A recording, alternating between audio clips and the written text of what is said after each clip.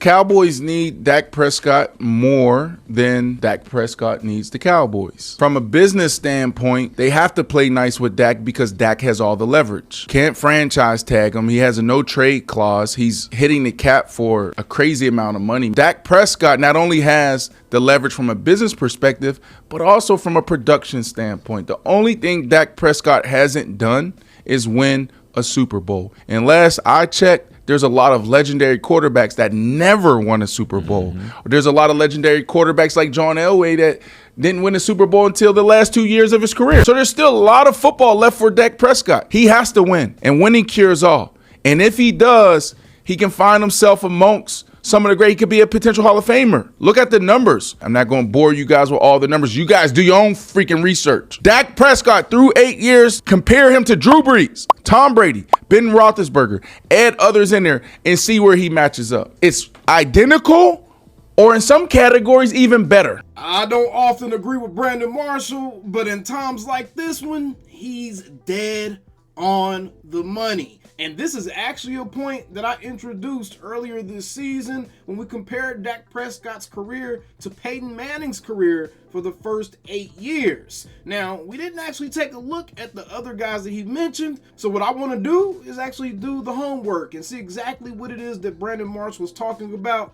And then we're going to take a step further, and I'm going to go ahead and have a response ready for those of you guys that's going to say, but those guys all won Super Bowls! Yeah, football is a team sport. Don't take an individual comparison and try to then compare the individual to team success. It's not how things work, buddy boys. All right, so first things first. Here is what the comparison looks like, and I know this is about to piss the Dak haters off, boy. You can see right here that in the first 8 seasons of each of these guys' careers, Dak Prescott is better in literally every single category outside of QB record with the great Tom Brady. Tom Brady is the greatest quarterback to ever play the game. By no means am I about to try to say that Dak Prescott is Tom Brady. So Tom Brady, we're kind of just putting him here for the purpose of you comparing the greatest ever to the trajectory of the quarterback that's currently on your team. If you're watching this and you're a Dallas Cowboys fan. By the way, we're very close to 15,000 subscribers. Please do me a favor if you've been tuning into these videos, if you watch more than one video, if you're enjoying this video or you're enjoying where it's going, please go ahead and hit that subscribe button for your boy so we hit that 15K. It'll do me a nice solid and I'll really appreciate it. Thank you. But let's get back to these numbers, right? But besides QB record, and that's the GOAT right there, Dak Prescott is literally beating all of these guys in every other category outside of passing yards attempts with Big Ben Roethlisberger. Remember, Big Ben was supposed to be known for his big arm, which he really was. He was a deep ball thrower for sure.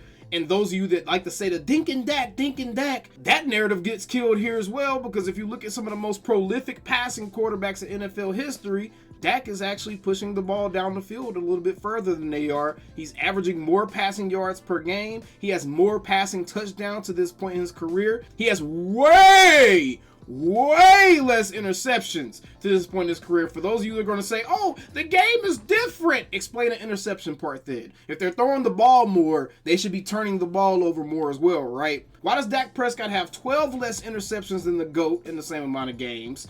26 less interceptions than Ben Roethlisberger, a 2-time Super Bowl champion, and 25 less interceptions than Drew Brees, a 1-time Super Bowl champion and MVP in the NFL. So go ahead and put that excuse back in your pocket. It ain't got nothing to do with today's age and playing football. He's throwing the ball at a higher clip for more touchdowns and less turnovers. It doesn't get more simple than that. Oh, and by the way, his actual quarterback rating, you know, the grade that actually determines how well the quarterback has actually played, fully encompassing all aspects of the position. Yeah, 99.0, that is higher than all of the rest of those guys in the first 8 years of their careers.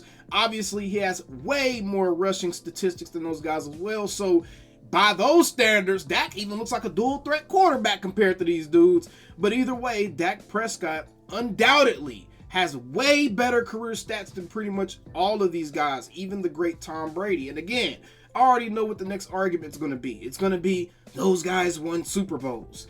Let's take a closer look at that. Let's debunk that as well.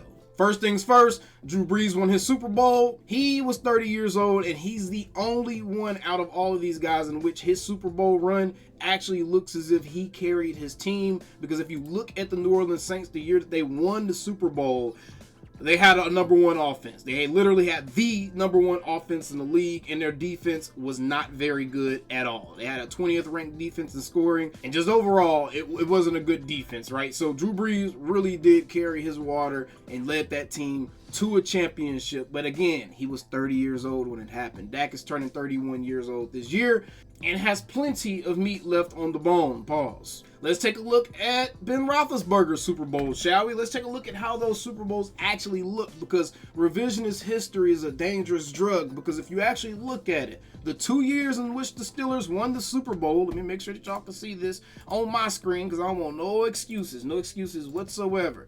The 2 years the Steelers won the Super Bowl, you can see here, they had a pedestrian offense for the most part. As far as points go, they had the 9th ranked offense in points the first year they won the Super Bowl, and the 20th ranked offense in points the second year they won the Super Bowl. But here's the kicker.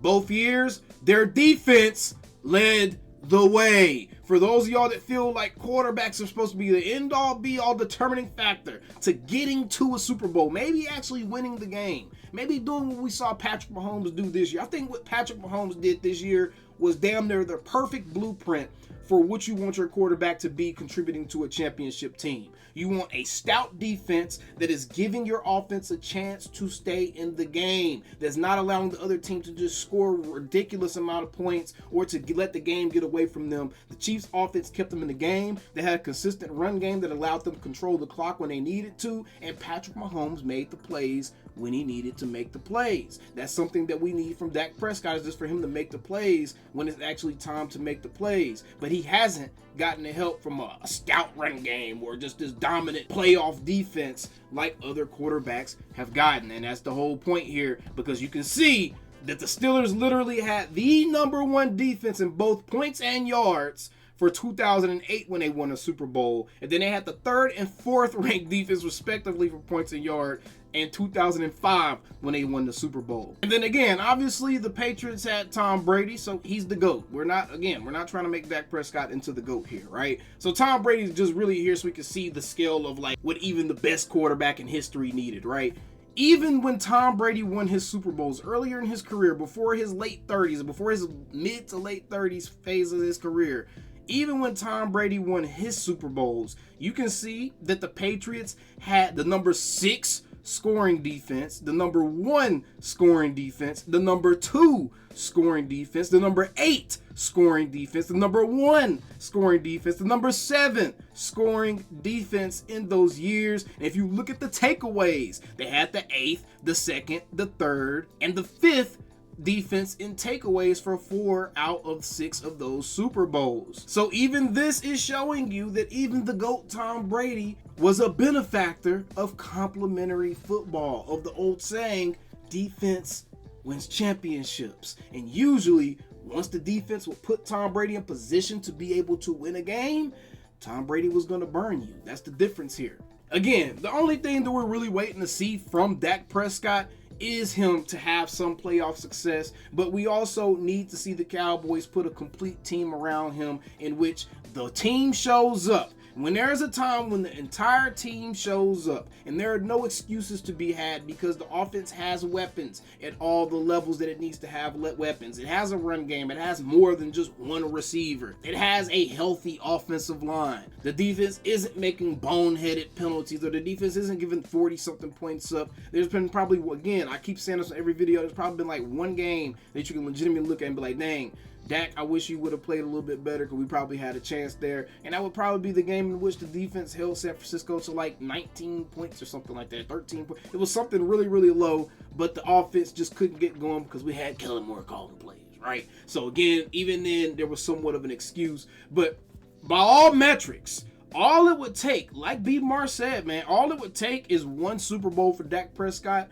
and I think that would completely change what the general outlook on Dak Prescott is. If he were to get a Super Bowl, he would instantly be looked at as a Hall of Fame level quarterback. Yet a lot of you guys are out here trying to get rid of this dude, and he's a Hall of Fame level quarterback by production and by the results. Regardless of what you want to say about the playoffs, like Brandon Marshall said, there's been tons of great quarterbacks that never won a Super Bowl. So the only other thing you can judge the quarterbacks on outside of whether they won a Super Bowl or not is their production. And his production says he's a cream of the crop, top flight quarterback. Point blank, period. And Brandon Marshall, I'm glad that you actually dropped some sense on the audience and let them know, man, hey, the Cowboys 100% need Dak Prescott more than Dak Prescott needs them. If he were to hit the open market, he would undoubtedly become the hottest free agent probably in NFL history, because you have a guy coming off of a season in which he was the runner-up for league MVP and was all pro at quarterback, the most important position on the team,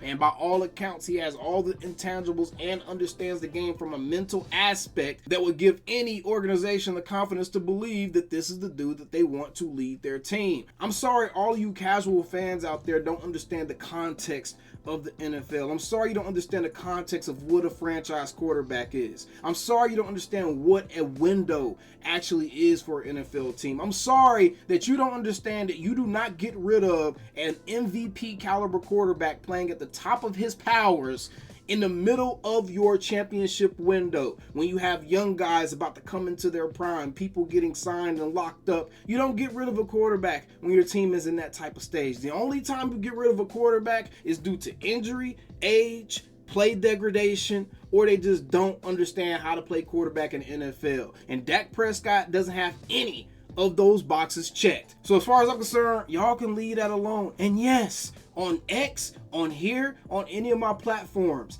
I don't gain anything from entertaining or allowing trolls or hateful people or disrespectful people or people that just want to say, hey, Dak sucks. I don't gain anything from allowing you guys to feel like you have a home here on any of my platforms. So yes, I'm going to block you because I don't want to have a dialogue with you, because you're not serious. You don't know the game, and I don't have the time, energy, or desire to teach the game to you. Either way, we still the same old Cowboys. I see you guys. Calling me, texting me, paging me, asking me, am I still them boys? Y'all usually check on me. Listen. I'm still them boys. Hey! Woo! Oh, shut up, my boy, shut up. Hey!